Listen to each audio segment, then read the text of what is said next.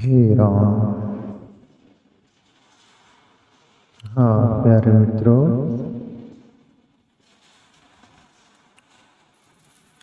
मीराबाई का पद लेंगे। गोविंद कबहू मिले पिया मेरा, चरण कवल को हंस हंस देखूं, राखू नैना नेरा।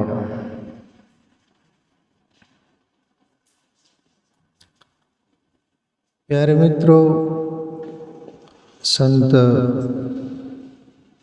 मीराबाई बोल रही कि प्रभु आप कब मिलोगे। और दुनिया का कोई भी ईश्वर का खोजी संत भक्त, उसकी यही परिस्थिति रहती, स्थिति रहती है, प्रभु कब मिलोगे आप। तड़प रहती है, प्यास रहती है और प्रयास करते रहता है भक्त, पर और प्यास भी इतनी सघन होते रहती, धीरे धीरे जैसे एक एक बूंद से घड़ा पात्र हो वो भरता है। एक एक बूंद से एक दिन वो घड़ा भर जाता, वैसे ही साधक की प्यास तड़प धीरे धीरे पूरी होते होते उस अवस्था तक पहुंचती वो प्यास, तब घटना घट जाती है। पर इतना सारा धैर्य साधक रख नहीं पाता। कभी कभी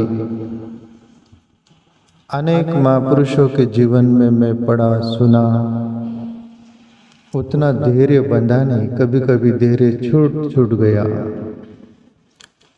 पर एक दिन ऐसी स्थिति आई कि न पाना न खोना, ऐसी अवस्था आ गई, तब प्रगट गया। पर ये मीरा का पद जो है, ये प्यास तड़प लिए मीरा बोल रही, गोविंद कबहू मिले पिया मेरा। हे गोविंद, हे मेरा पिया परमात्मा, अब कब मिलोगे, आपसे मिलन कब होगा मेरा। मीरा का तो सभी कोई छूट गया था, राजमहल छूट गया है और दुनिया से सभी तादाद में टूट गया है। एक आस परमात्मा से रह गई मीरा की, और जिससे पूर्ण आस हो जाती है पीर, कोई भी व्यक्ति हो उसको ही चाहता है वो। साधारण जगत के लोग साधारण वस्तु व्यक्ति चाहते हैं, पर परमात्मा का भक्त तो परमात्मा को ही चाहता है कि प्रभु तू ही चाहिए। गोविंद कबहू मिले पिया मेरा, कब मिलेगा।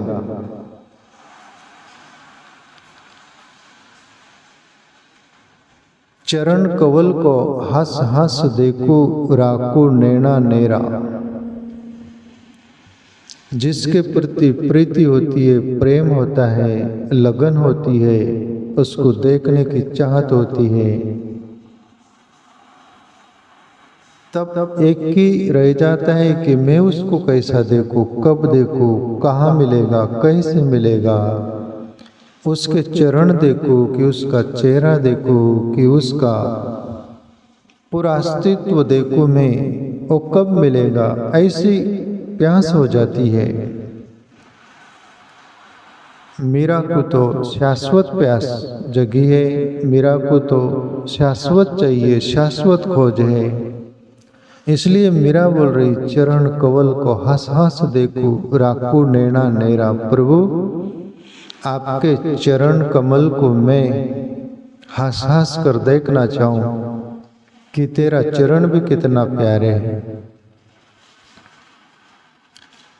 और चरण प्यारे मित्रों, हम गुरु पूर्णिमा हो, ऐसा पर्व हो, तब पादुका पूजते हैं। पादुका में कोई भी प्रकार का भेदभाव नहीं होता। चरण पादुका फिर वो पादुका किसी के भी हो, पादुका पादुका है। ऐसा ही परमात्मा परब्रह्म उसके मीरा चरण की बात करती है कि प्रभु चरण कवल को हास हास देखो। यहाँ पर परमात्मा के भी अनेक प्रकार के हम भाव लेकर जीते हैं। उस रूप को, उस व्यक्तित्व को, उस मूर्ति स्वरूप को, कोई प्रभु श्री कृष्ण को भज रहा है, कोई राम को भज रहा है, कोई शिव को भज रहा है, कोई विष्णु को भज रहा है। हिंदुओं में जो अदर कोई वो अपने ढंग से भज रहे, पर ऐसे ये स्वरूपों में, व्यक्तित्व में, आकार में, साकार रूपों में भेद हो सकता है, पर चरणों में तो भेद नहीं होता। चरण किसी के भी हो, चरण चरण होते हैं। ऐसा मूल परमात्मा के चरण बोल रही मीरा। चरण कवल को हंस हंस देखूं, राह को नेड़ा नेरा, और मेरे आंखों के सामने तेरे चरण को रखूंगी मैं। तेरे चरणों में मेरी प्रीत हो। तेरा चरण मैं आंखों से नजरअंदाज नहीं करूंगी, नदारत नहीं करूंगी। और प्यारे मित्रों, चरण आपण देखो किसका भी हो,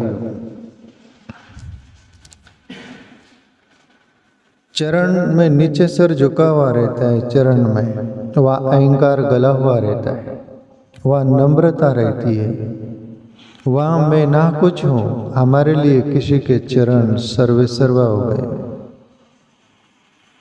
और लक्ष्मण 14 वर्ष वनवास में रहे, सीता माँ के चरण देखते थे। वह अपने को, अपना अस्तित्व मिटा कर रखते थे। कोई भी प्रकार का वह मन में वो संकल्प विकल्प नहीं, कुछ नहीं। चरण में अहंकार गल गया, अदर कोई भाव सभी गल गए। वहाँ बस नम्र शालीनता रहती है और शरणागति होती है। वहाँ कोई भी प्रकार का ईगो नहीं होता, कोई भी प्रकार के अदर विचार नहीं होते, वहाँ सब मिट जाते हैं। इसलिए मेरा भी चरण कवल को आसास देखो, राखो नैना नेरा, मेरे आंखों के सामने ही रखो और आंख मेरे वहाँ गड़ा के मैं देखते रहूं। इतनी प्रीत बढ़ते जाती, धीरे धीरे प्रीत बढ़ते जाती। फिर एक एक बूंद जैसे घड़े में, मटके में भरते रहता है और घड़ा भर जाता है। भक्त अनेक भाव में जीता है। उसके अंदर जो भी तरंग उठती है, जैसी भी उठती है, उस भाव में वैसा वो बकान करते रहता है। खुद ब खुद अकेला भी बात करता है, अंदर से भी बाहर से भी। ज्यादा हो जाए तो बाहर से भी करता है। तो अनेक भाव वो एक एक बूंद की तरह ही है। ऐसे मेरे भी देखे कहीं भक्त जैसे साधक लोग ही वो अपने भाव अंदाज में जीते, वो मीरा की तरह ही। और इस दृष्टि में यदि परमात्मा का चिंतन ओ बसा लो हमारे आँख में, तो फिर दूसरा वहाँ घुसता नहीं तो ये आंखों से अंदर बोझ जाता है। आगे मीरा बोलती है कि निरकू मोही चाओ घनेरो, कब देखू मुख तेरा। प्रभु निरकू मोही चाहो घनेरो, बहुत इच्छा तो है अंदर, बहुत चाहत तो है, वो प्यास तो है, मैं तुझे देखूं, कब दिखेगा। निरकू मोही चाहो घनेरो, राजस्थानी भाषा है। बहुत चाह है प्रभु, आपके दीदार कब होंगे।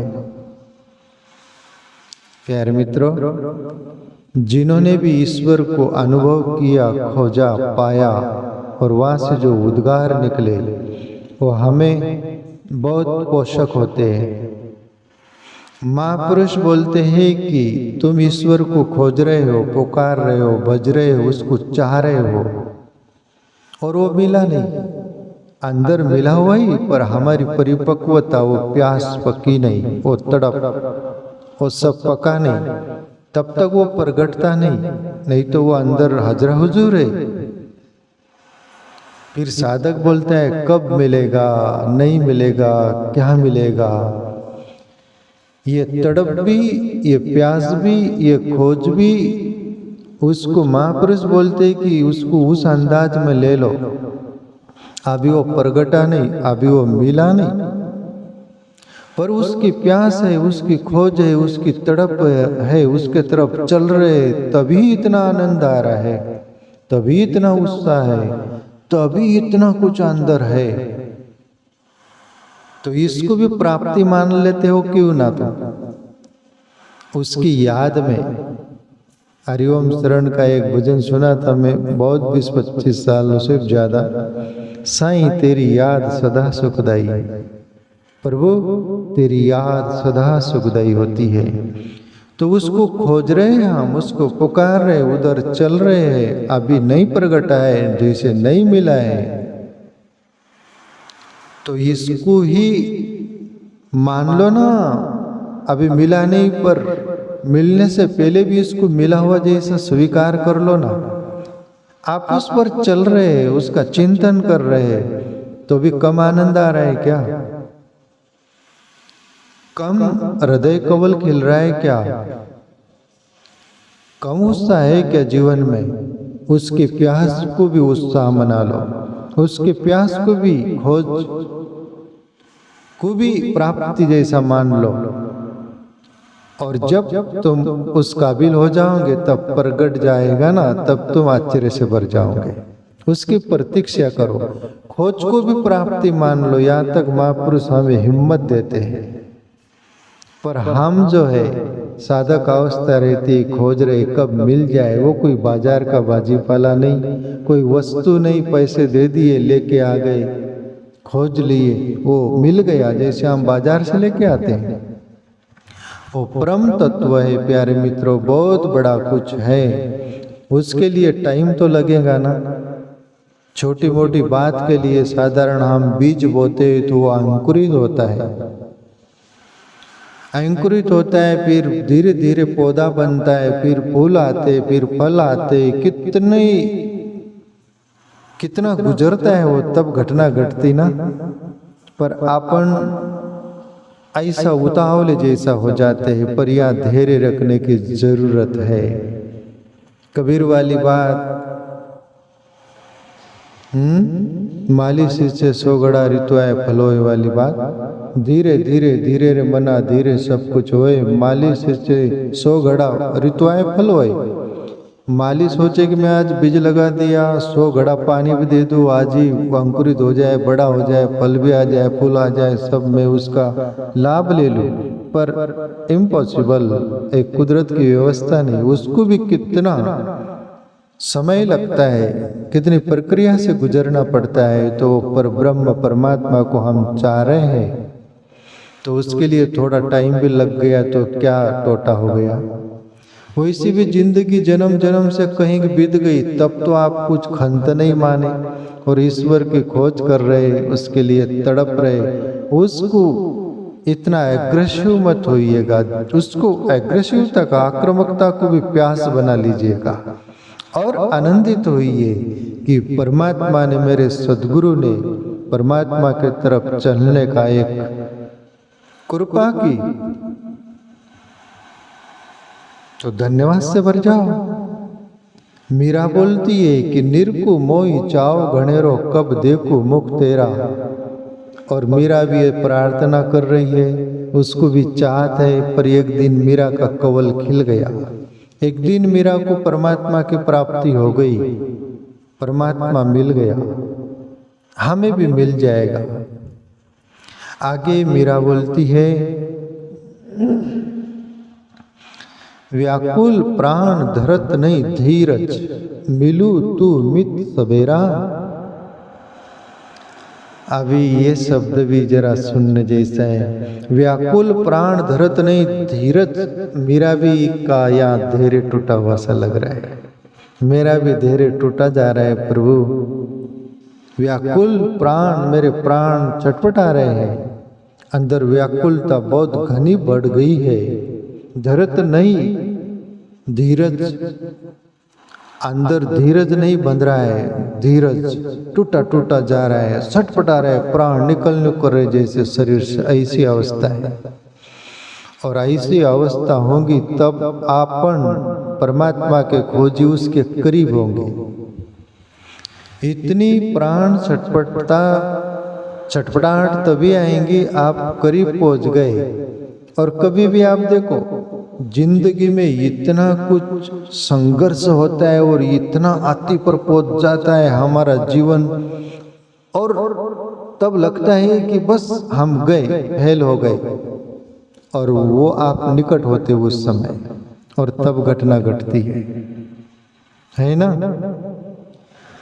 पर ये व्याकुलता करीब पहुंचने पर ही होती है। मीरा यहाँ करीब पहुंच गई है, ऐसा कोई भी साधक पहुंच जाता तब इतनी छटपटाहट होती है। मैंने रामकृष्ण परमहंस के बारे में भी पढ़ा था और नागार्जुन एक संत हुए उनके बारे में पढ़ा। दोनों के बारे में बात में 2 जगह पढ़ा था, पर कहीं भी हो दोनों संत थे, 2 महापुरुष थे। नागार्जुन भी रामकृष्ण परमहंस भी ईश्वर को पाए हुए महापुरुष थे। उनके दोनों के जीवन में मैं पढ़ा हूँ, मैं शेयर करना चाहूँ।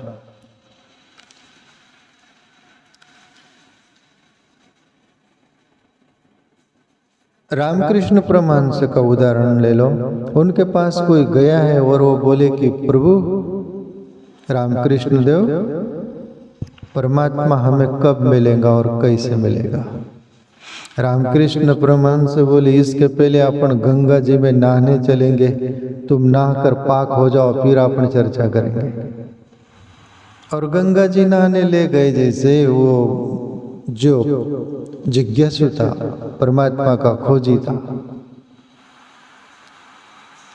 और रामकृष्ण परमहंस भी डुबकी लगा रहे और वो जिज्ञासु भी लगा रहा है डुबकी। और रामकृष्ण परमहंस उसको धर पकड़ दबोचे और कंधे पर बैठ गए, ऐसे दबाए नीचे, पानी से निकलने नहीं दिए। वो आदमी जिज्ञासु जो था ना, वो इतना तड़पड़ा रहा है अंदर। और रामकृष्ण परमहंस कहते कि फेंक दिए, कोई भी फेंक देगा, जिसमें ताकत नहीं वो भी फेंक देगा, क्या जान गंवानी है। रामकृष्ण परमहंस को फेंक दिया। रामकृष्ण परमहंस खड़े हैं और वो तो एकदम उसकी हालत गंभीर हो रही जैसे। और रामकृष्ण परमहंस तरफ देखकर वो बोलते हैं कि कमाल है, आपको मैंने कोई गलत तो नहीं पूछा था, मैंने आपका कुछ तो नहीं बिगाड़ा था, मैंने परमात्मा के बारे में ही पूछा था कि कब मिलेंगे, कैसे मिलेंगे, क्या करना पड़ेगा, कोई गलत बोला था। और आप मेरा जान लेने के लिए उतारू हो गए। आप संत हो कि क्या हो। रामकृष्ण परमहंस बोले ये वो मैं संत हूँ कि क्या हूँ वो बाद में, पर मैं बोल रहा हूँ तुमसे पूछता हूँ कि पानी में आपका दम घुटने लग गया था तब क्या घटना घट रही थी, क्या चाह रहे थे तुम। बोले बस आप प्राण गया तब गया, मौत हो जाएगी, और मैं एक श्वास के लिए तड़प रहा था, एक श्वास के बगैर मेरी जान चली जा सकती, इतना कुछ छटपटाहट थी। रामकृष्ण परमहंस उसके बाल पकड़ के ऐसे बोले इतनी परमात्मा को पाने के लिए तड़प चाहिए, तब तेरे अंदर ही है वो प्रगट जाएगा।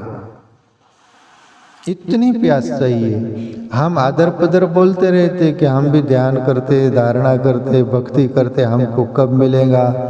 लोग देखा हो थोड़ा बार, या थोड़ा बार अंदर से भी लोगों के सामने रो भी लेते थोड़ा बार, और आके पूछ लेते चले आपने। पर इतने से कुनकुने पानी से नहीं बाष्पीभूत होते हैं। विज्ञान आप जाने होंगे, पढ़े होंगे तो 100 डिग्री जब पानी उबलता है तभी बाष्पीभूत होता है, भाप निकलती, उसके पहले 99 डिग्री तक भी नहीं। ऐसा विज्ञान की खोज है। ऐसा ही परमात्मा को हमने चाहा, उतनी प्यास, उतनी तड़प, मीरा की तरह व्याकुल प्राण धरत नहीं धीरज, पर वो प्राण तड़प रहे, धीरज नहीं अंदर टिक रहा है। मिल तू मित सवेरा, अब तो मिल जा, और हम तो अंधकार में है। तमसोमा ज्योतिर्गमया।